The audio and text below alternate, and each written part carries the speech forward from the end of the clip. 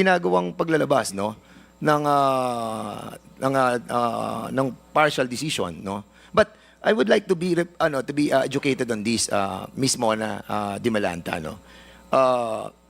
What was the reason? Bakit nilabas nyo yung partial initial determination noong September 13, 2023 at nilabas nyo naman yung draft final determination noong August 21, 2024? What is the very main reason why na inilabas natin to? Kasi kung ako tatanungin mo, better sa akin na nilabas to. Why? Kasi nakita ko yung difference nung dalawa nito. Disadvantages talaga sa ating mga consumers. Sobra. And as a matter of fact, kung babasahin mo itong final na to, yung final determination, lumalabas dito that even the consumers hindi kasama doon sa ginawang hearing ng what do you call this, ng ERC.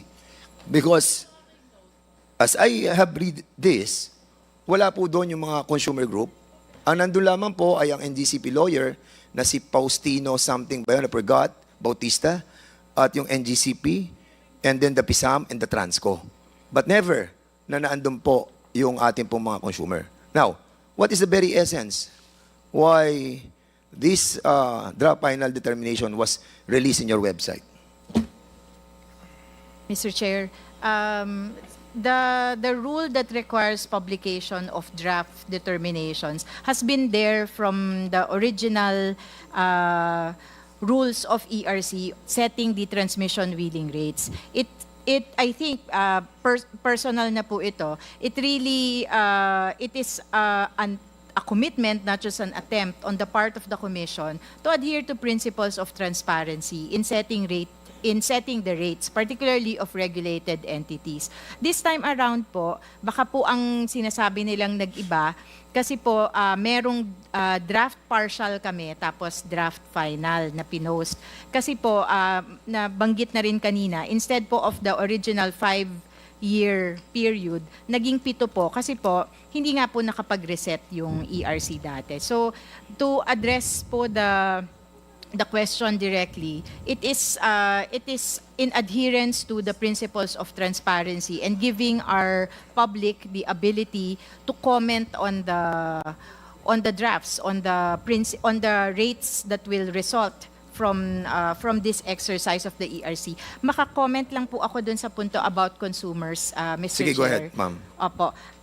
Bukas naman po yung proseso sa consumer. Siguro po, tine-check ko lang nga po kung wala kaming intervenor na consumer group. But there were consumer individuals that submitted comments and participated as intervenors in the proceedings.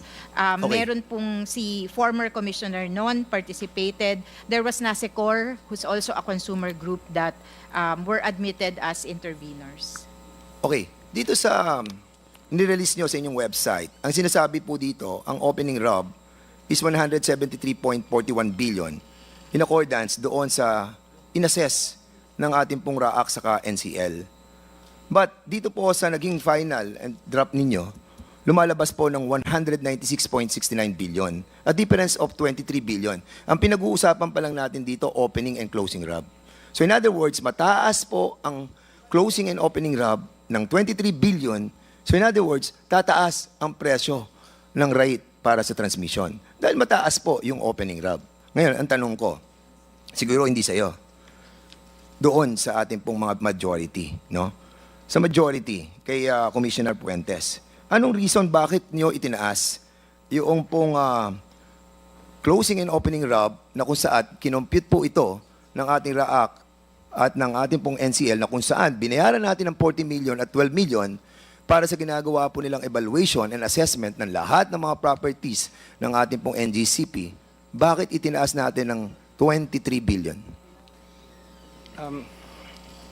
Mr. Chair, may I be recognized? That's addressed to whom? Commissioner Puentes. Yes, thank you, Mr. Chair. Actually, Mr. Chair, when we issued the PID, there was already a reservation. Can you speak louder, please? There was already a reservation noted in the PID that the beginning balance that used and recommended by the RAAC is that I do not agree on that because of there was a decision made by the previous commission on the beginning of 2010 regulatory period. There was already an approved beginning balance, and that was used to roll forward the regulatory asset base to become the opening RAB on the fourth RP. Ang So sinasabi mo, it's- Commissioner, ay forecasting sa 2009. Kailangan yung forecast ang gagamitin natin. No, Mr. Chair, Oo. ang nangyari po, meron pong approved opening RAB in the third RP. So that was used to roll forward to the opening RAB. It was used to close. What was the approved opening RAB? Or closing, ano yan, opening or closing RAB? Opening RAB. Actually, ng third regulatory period?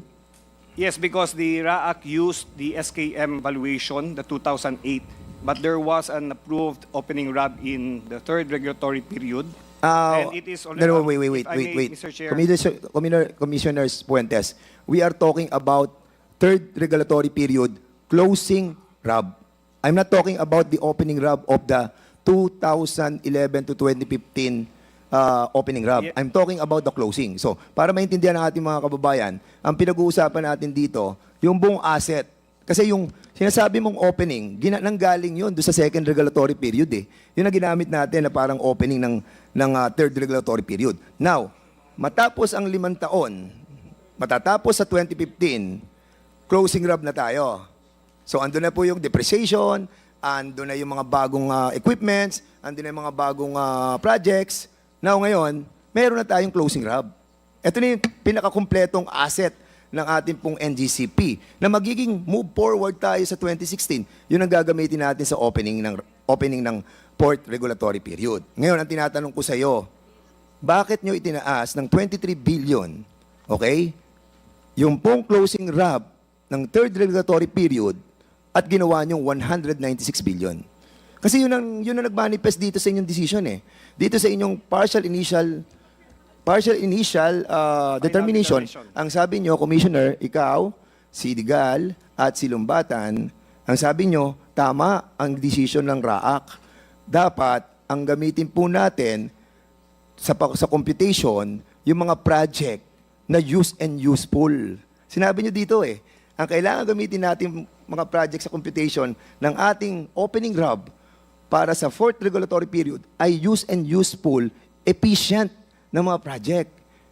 Yun ang sinabi nyo dito. Then suddenly, dito sa decision nyo, sa final determination, sinabi nyo, hindi, as spent, lahat ng project ng NGCP, no, lahat ng kanilang mga capex, hindi pa tapos, pabayaran na natin sa taong bayan. Ito ang binabanggit ng desisyon ninyo. Ang tanong ko, bakit? Mr. Chair, if I may, in the draft final determination, section 4.2.3, it was stated on how we adopted for this purpose the draft final determination. Why we adopted the 196 because of the use. If I may explain, there was an opening RAB in the third regulatory period. So that opening RAB came from the closing RAB of the second regulatory period. And now, the consultant used the 2008, wherein it was not even the closing RAB of the second regulatory period. Furthermore, there was an approved opening RAB for the third regulatory period in the final determination of the third regulatory period. So this figure was used to roll forward the assets in the third regulatory period that resulted to the closing RAB of the third regulatory period and to become the opening RAB of the Commissioner. fourth regulatory How much period. is that? Commissioner Come on. Puentes, Come on. wait, please, I have still the floor. Please, Commissioner Puentes, huwag mo akong paikot-ikutin. Okay. I'm Alam sorry mo, about ang that, tinatanong Mr. ko is closing, not the opening.